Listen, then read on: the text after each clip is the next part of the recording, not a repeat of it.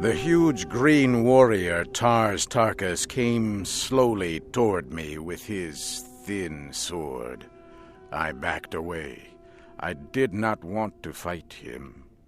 I did not wish his death. He had been as kind to me as a green Martian can be. As I stood watching him, a rifle fired in the distance.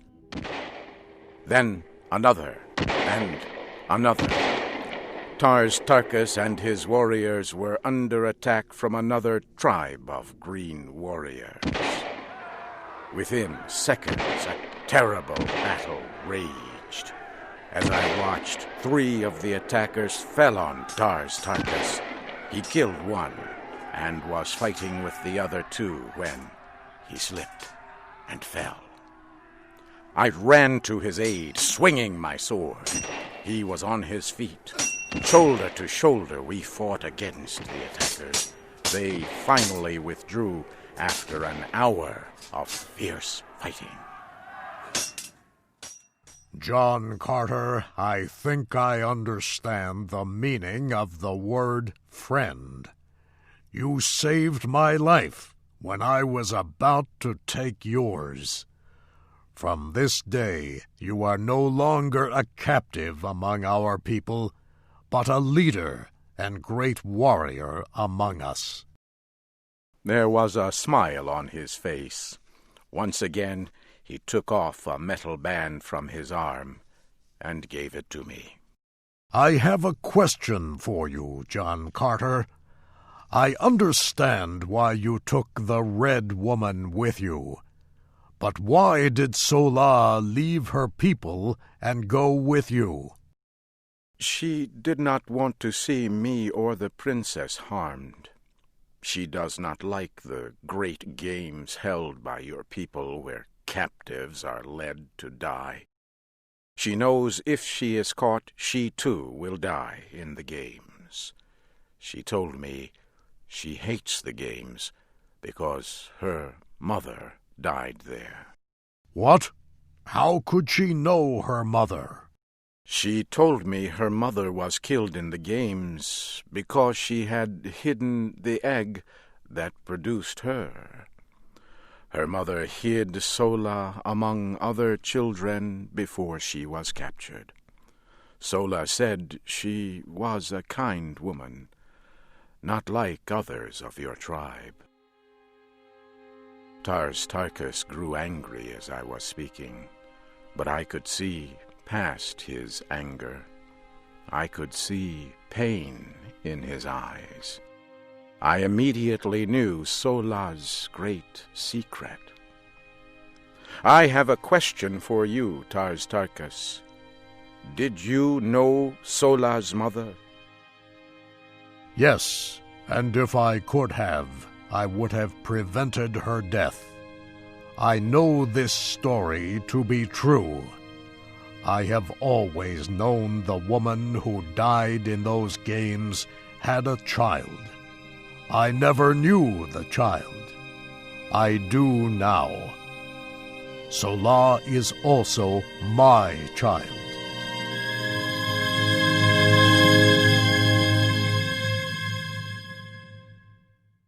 For 3 days we followed the trail left by the Princess Deja Torres, Sola, and poor ugly Wula. At last we could see them in the distance. Their animal could no longer be ridden. They were talking. When we came near, Wula turned to fight us. I slowly walked to him with my hand out. Sola was standing nearby. She was armed and prepared to fight. The princess was lying next to her feet. Sola, what is wrong with the princess?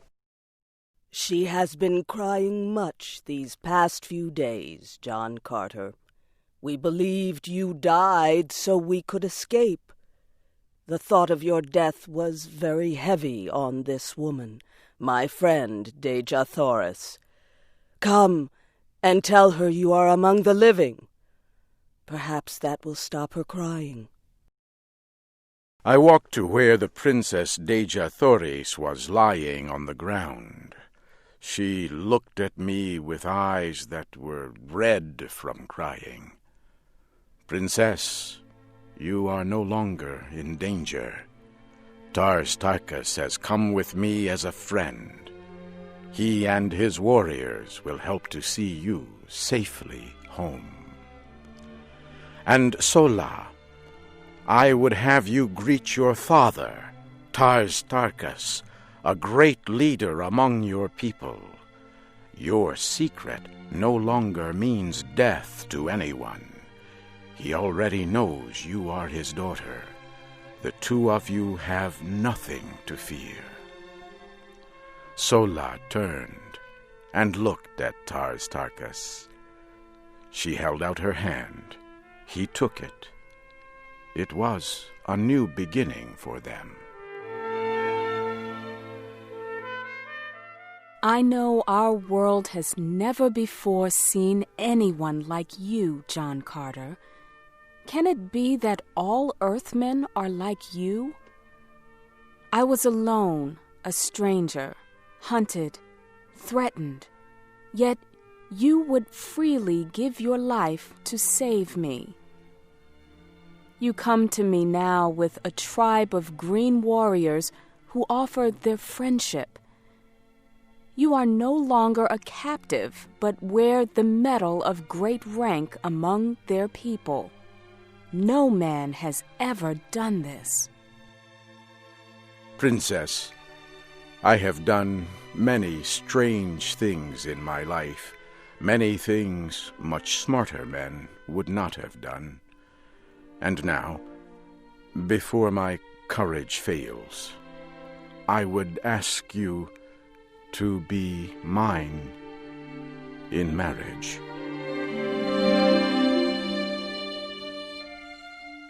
She smiled at me for a moment, and then her dark eyes flashed in the evening light. You have no need of your courage, John Carter, because you already knew the answer before you asked the question.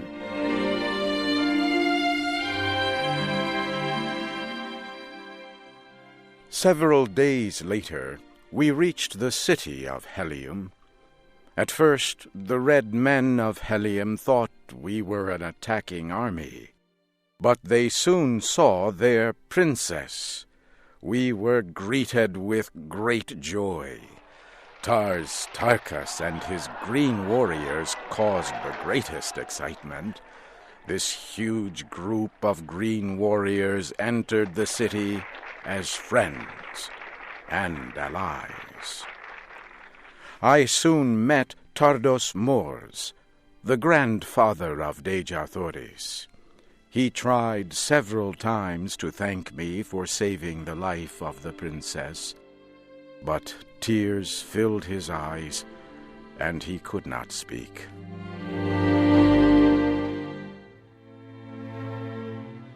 For 9 years I served in the government and fought in the armies of Helium as a prince of the royal family. It was a happy time. The Princess Deja Thoris and I were expecting a child. Then, one day, a soldier returned from a long flight. When he landed, he hurried to the great meeting room.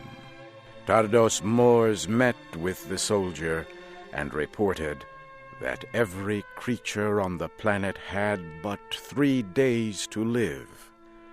He said the great machines that produced the atmosphere on the planet had stopped producing oxygen. He said no one knew why this had happened, but there was nothing that could be done. The air grew thin within a day. Many people could do nothing but sleep. I watched as my princess was slowly dying. I had to try something. I could still move with great difficulty. I went to our airport and chose a fast aircraft. I flew as fast as I could to the building that produced the atmosphere of the planet. Workers were trying to enter. I tried to help. With a great effort, I opened a hole. I grew very weak. I asked one of the workers if he could start the engines. He said he would try. I fell asleep on the ground. It was dark when I opened my eyes again. My clothing felt stiff and strange. I sat up. I could see light from an opening. I walked outside. The land looked strange to me. I looked up to the sky and saw the red planet Mars. I was once again on Earth in the desert of Arizona. I cried out with deep emotion. Did the worker reach the machines to renew the atmosphere? Did the air reach the people of that planet in time to save them? Was my Princess Deja Thoris alive, or did she lie cold in death? For 10 years now, I have watched the night sky looking for an answer. I believe she and our child are waiting there for me. Something tells me that I shall soon know.